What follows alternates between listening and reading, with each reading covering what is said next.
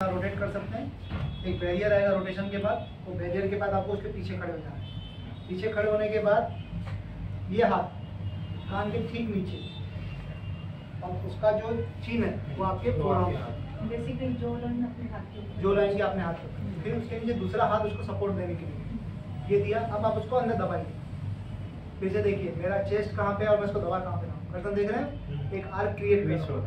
Arc create करने के बाद अब आप उसको हल्का सा ऊपर की तरफ खींचेंगे। ठीक है, क्या हो गया? ये लिया हमने, ठीक है।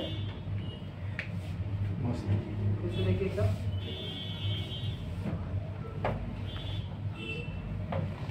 फिर से आइए, एक बार और दिखाता हूँ।